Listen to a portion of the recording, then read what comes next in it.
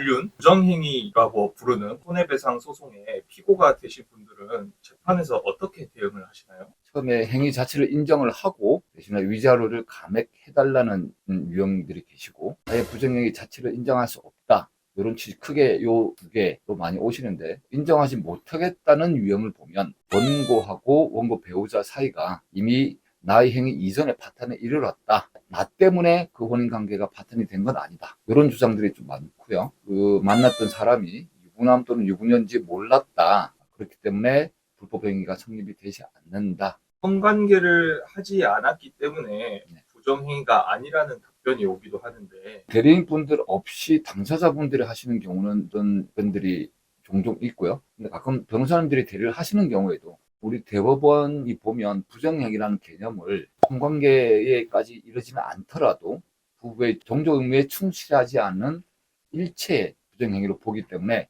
이게 꼭 옛날 간통죄에 있을 때 그 간통의 의미보다는 훨씬 넓은 개념으로 사건 보면 그분들은 만난 적도 없어요. 오프라인에서 만난 적도 없고 서로 SNS 상에서 대화만 주고받던 게 랜선 연애라는 그런 경우인데도 저희가 위자료를 받았던, 그분 같은 경우는 피고가 원고 배우자를 만난 건 맞는데 갱년기 치료를 위해서 나이트를 갔고 거기서 만난 남자와 4박 캠핑 정도만 갔을 뿐이지 성관계는 없었다.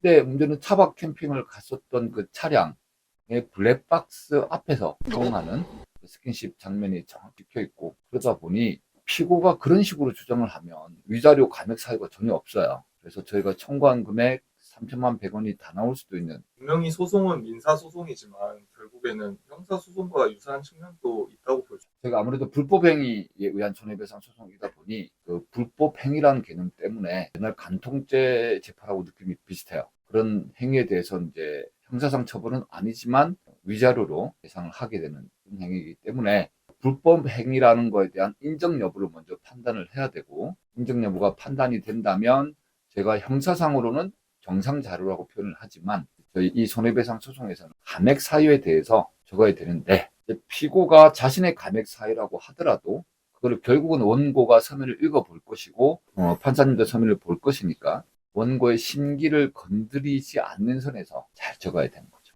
네. 이번에는 그 재판상 이혼 사유와 관련돼서 좀 질문을 드려보겠습니다. 재판상 이혼 사유에는 네. 어떤 것들이 저희가 민법 840조에서 이제 6가지로 규율을 하기는 합니다. 840조 1호에서는 배우자에 대해 부정행위 있었을 때, 저희가 말하는 불륜, 이혼은 유기했을 때, 부양 의무 위반이나, 3호는 배우자 또는 그 직계 존속으로부터 부당한 대우를 받았습니다. 4호가 자기의 직계 존속, 부모님이 배우자로부터 심히 부당한 대우를 받았을 때, 5호는 배우자의 생사가 3년 이상 분명하지 아니한 때. 이거는 단순 별거랑은 다르고요.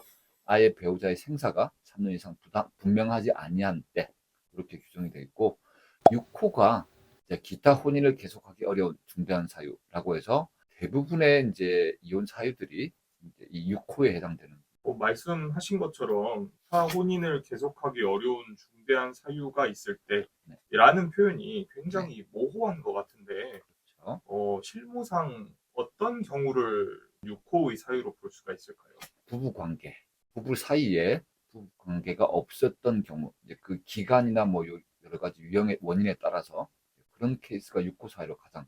배우자와의 부부 관계가 단절된 지 2년이 넘는다라고 말씀을 하시면서 이혼을 의뢰하신 분이 있는데 네. 이런 경우에도 이혼 사유가 될 수 있을까요? 저희 대법원이 혼인의 개념에 대해서는 신분상 계약으로 봐요. 신분상 계약으로 보되 그 본질은 애정과 신뢰에 바탕을 둔 인격적 결합이라는 표현을 쓰고요. 그래서 부부는 동거하며 서로 부양하고 협조하여야 할 의무가 있다, 이렇게 보는 거죠. 그래서 부부 관계라는 것 자체가 혼인 관계에 있어서 가장 중요한 부분으로 판단이 되기는 합니다. 구체적으로 어떤 사례를 들어주실 수 있을까요? 부부 관계가 없었던 케이스들은 보면 가장 많이 나오는 게 일단 기간의 문제로 먼저 접근을 해요. 근데 기간의 문제를 보면 제가 7년간 부부 관계가 없었음에도 불구하고 이혼 사유가 안 된다는 판례도 있었고, 반면에 2개월간 부부 관계가 없었음에도 불구하고 이혼 사유로 인정된 경우가 있거든요. 다양하게 있어요. 그래서 부부 관계에 대해서만 보면 이게 아예 성적 불능이 아니라면 전문적인 치료와 조력을 받으면서 정상적인 성생활로 돌아갈 가능성이 있는 경우에는 일정 기간 부존재하더라도 그 사실만으로는 이혼 사유가 되기 어렵다. 그래서 제가 좀 전에 말씀드린 그 7년간 관계가 없었는데도 불구하고 이혼 사유가 안 됐던 그 케이스는 사실 아마 1, 2심에서 감정이 제대로 안 됐던 것 같아요. 어느 정도 정신적인 치료나 조력을 받으면 정상적인 성생활 돌아갈 가능성이 있었기 때문에 7년이 중요한 게 아니었다. 이런 식으로 해서 이혼 사유가 안 되고 파기한 존재. 저희가 6호 사유로 들어갈 때 대표적인 케이스가 부부 관계가 없었다. 이제 이런 부분이 많이 나오는 것은 맞는데 단순히 부부 관계가 없었던 그 기간만을 가지고 이혼 사유를 삼기에는 그 외에도 다른 것들을 좀 부각을 해야 되기 때문에 제가 6호 사유와 관련할 때는 첫 번째 부부 관계가 없었다고 하더라도 그 부부 관계가 왜 없었는지에 대해서 여러 가지 사유들을 입증해서 주장을 해야 그러기 위해서는 의뢰인의 삶에 대해서 소통을 많이 하고 사실상 제가 혼인 관계에 깊숙이 개입이 되는 정도까지 또 공감이 되어야 되는 거죠.